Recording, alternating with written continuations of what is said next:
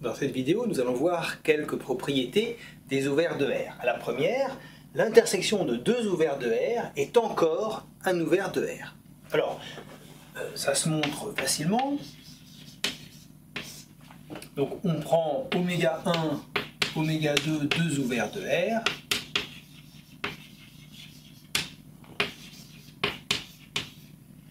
Et on appelle oméga, par exemple, l'intersection de oméga 1 et de oméga 2. Si on prend un x qui appartient à oméga, x il appartient à oméga 1, donc il existe epsilon 1 strictement positif tel que x moins epsilon 1, x plus epsilon 1 est inclus dans oméga 1, et puis exactement de la même façon, il existe epsilon 2 positif tel que x moins epsilon 2, x plus epsilon 2 est inclus dans oméga 2. Alors, vous voyez, ces deux intervalles-là, il y en a un qui est inclus dans l'autre. Si epsilon 1 est plus petit que epsilon 2, cet intervalle-là, il est inclus dans celui-là. Et si epsilon 2 est plus petit que epsilon 1, alors cet intervalle-là, il est inclus dans celui-là. Et donc, en posant epsilon le plus petit des deux, qui est encore strictement positif, eh bien, x moins epsilon, x plus epsilon, est inclus dans l'intersection. Il est à la fois inclus dans oméga 1 et dans oméga 2, il est inclus dans l'intersection de oméga 1 et de oméga 2, et donc il est inclus dans oméga. Et donc, pour n'importe quel x dans oméga, il existe un epsilon positif, tel que on est un intervalle centré en x et de taille non nulle, inclus dans oméga. Et donc, oméga est un ouvert.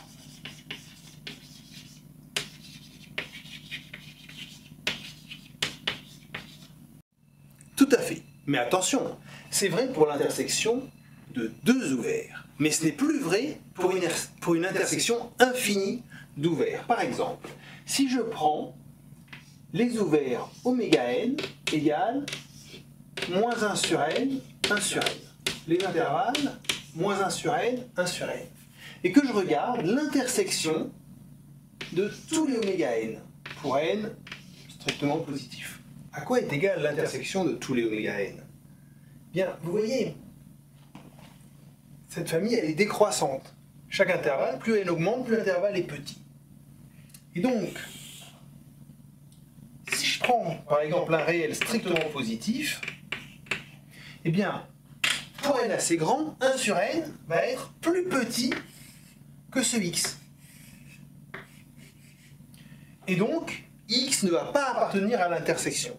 Et de même, si je prends x strictement négatif, pour n assez grand, moins 1 sur n va être plus grand que ce x.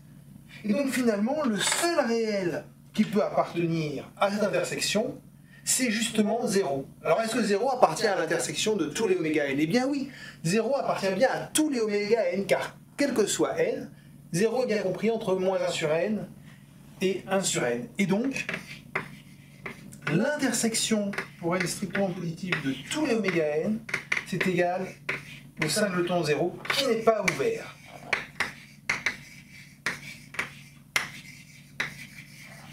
Donc, bien attention, l'intersection de deux ouverts est un ouvert, mais une intersection infinie d'ouverts n'est pas forcément ouvert.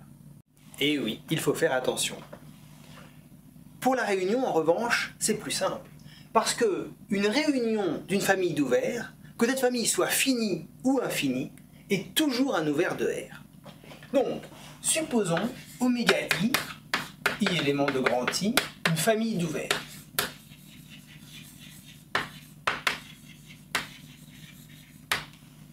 Ce grand I, c'est un ensemble qui peut être fini, infini, dénombrable ou pas, peu importe. Et je note oméga, la réunion de tous les oméga i. Alors, x appartient, je prends un x qui appartient à oméga, donc il existe j élément de grand I, tel que x appartient à oméga j. Or, comme oméga j est un ouvert, eh bien, il existe epsilon strictement positifs, tels que x moins epsilon, x plus epsilon, soit inclus dans oméga j.